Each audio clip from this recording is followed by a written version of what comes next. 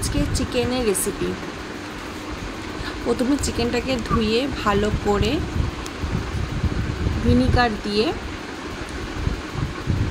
দিয়ে দিলাম। তারপরে দিলাম অল্প একটু গোলমরিচের গুঁড়ো,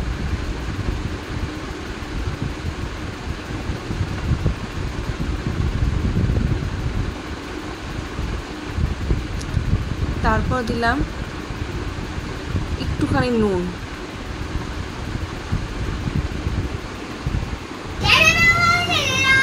তারপরে খানিকক্ষণ ফ্রিজে রেখে গ্যাসে কড়াইটা বসিয়ে দিলাম। কড়াইটা গরম হওয়া পর্যন্ত আমাদের একটু অপেক্ষা করতে হবে।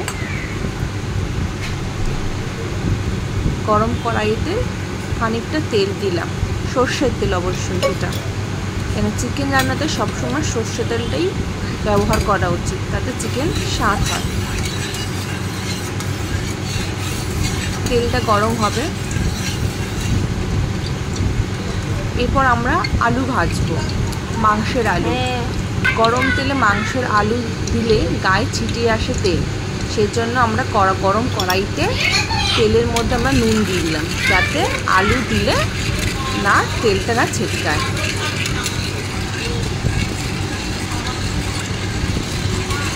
আমাদের তেলটা ভালো মতন গরম হয়ে গেছে,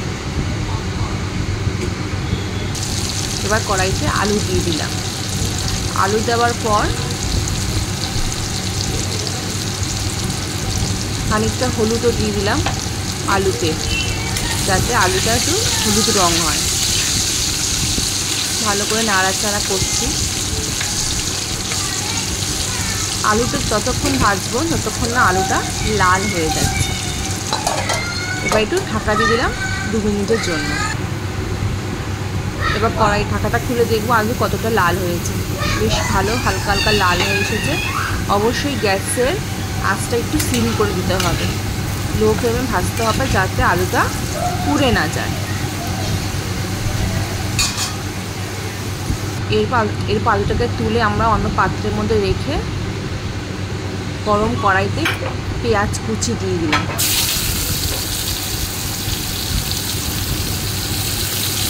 আমি চিকেনের মধ্যে আমি দারচিনি, এলাচ, তেজপাতা এগুলো দিই না। আমি প্লেন চিকেনটা রান্না করতে বা আমার বাড়ির লোকেরা খেতে খুব ভালোবাসে।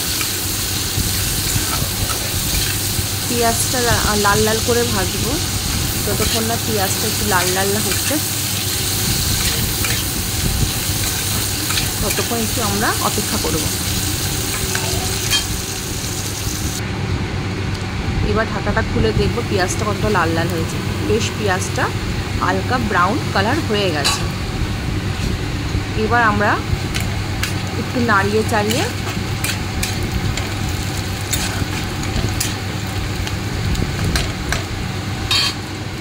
এবার কড়াইতে সেই ম্যারিনেট করা চিকেনটাকে আমরা দিয়ে দিলাম। অবশ্যই সেটা একটু ফ্রিজে রাখলে কি চিকেনটা একটু নরম হয়। সবসময় ম্যারিনেট করা চিকেনটাকে সবসময় ম্যারিনেট করে ফ্রিজে রাখার চেষ্টা করবেন, এতে চিকেনটা নরম হয় এবং ভিতরে মশলা দিলে মশলা ঢুকবে, আর নুন দিলে তো নুন ঢুকবে। এবার চিকেনটাকে পেঁয়াজের সাথে ভালো করে মিক্স করে দিলাম।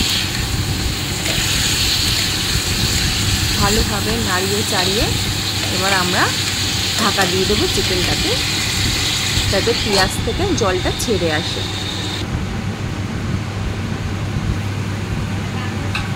ঢাকা খুলে দেখলাম যে চিকেনটা মোটামুটি পেঁয়াজের জলটা বেরিয়েছে।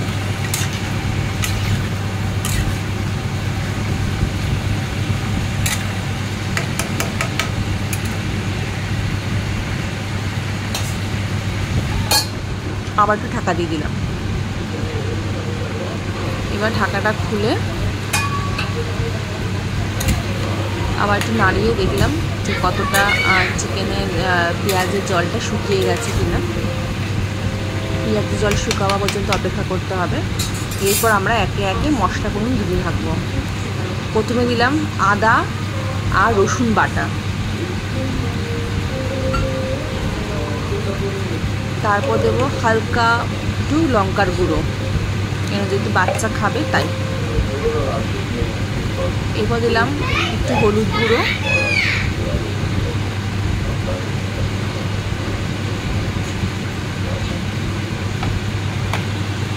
এরপর দেবো একটু জিরে গুঁড়ো,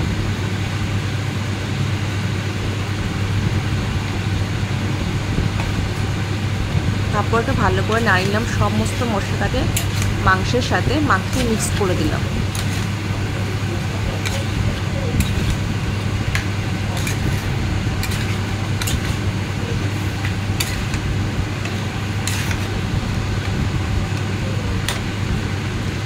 এরপর আমরা দেব চিকেনের রঙটা লাল হওয়ার জন্য লঙ্কার গুঁড়ো আর একটু নুন দিলাম। স্বাদ যেহেতু আমরা আগে ম্যারিনেট করার সময় নুন দিয়েছিলাম, তাই এখানে একটু অল্প খানিকটা নুন দিলাম।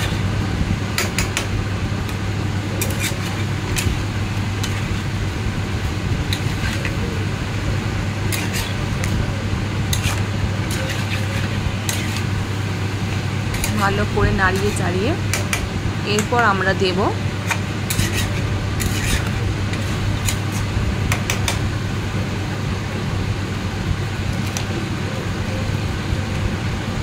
Kashmiri red chilli powder.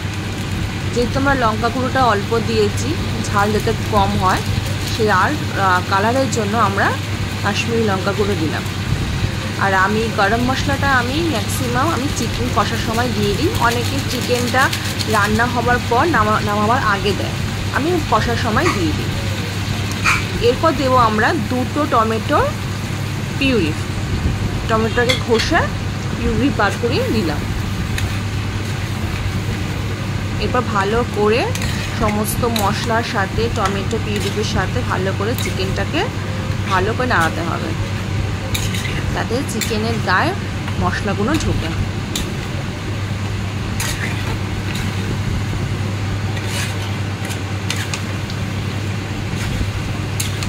ভালো করে এপার ওপার নাড়িয়ে চাড়িয়ে সুন্দর করে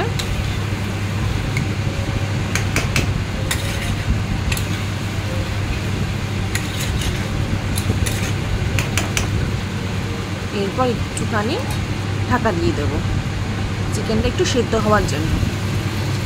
সেদ্ধ হয়ে যাবার পর এবার ঢাকাটা খুলে দেখব যে কতটা কি সেদ্ধ হয়েছে। মোটামুটি মশলার যে তেলটা সেটা বেরিয়ে এসেছে, সুন্দর চিকেনটা কষা কষা হয়ে গেছে।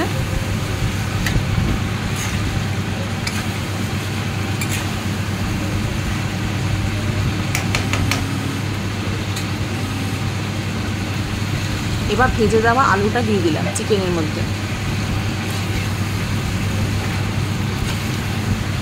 এবার আলুর সাথে চিকেনের সাথে মশলার সাথে ভালো করে নাড়িয়ে চাড়িয়ে নেব।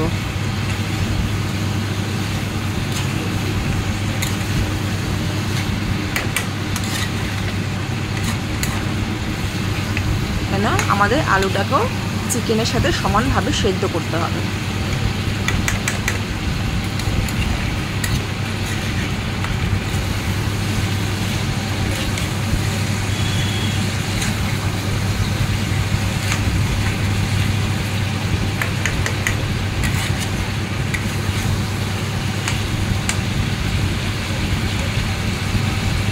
আমাদের চিকেনটা প্রায় খানিকটা সেদ্ধ হয়ে এসেছে, আবার একটু ঢাকা দিয়ে দিলাম।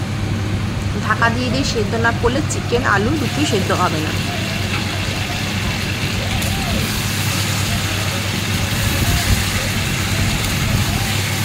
মোটামুটি আমাদের চিকেন মশলা প্রায় কষা হয়ে গেছে।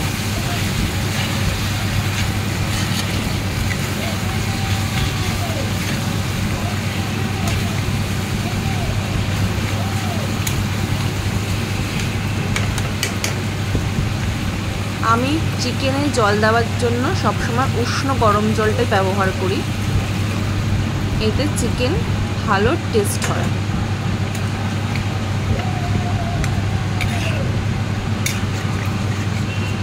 আমরা এখানে উষ্ণ গরম জল দিয়ে দিলাম। এবার চিকেনটাকে ভালো করে নাড়িয়ে এবার চিকেন আলু দুটোকেই ভালো করে সেদ্ধ করতে সময় দিতে হবে।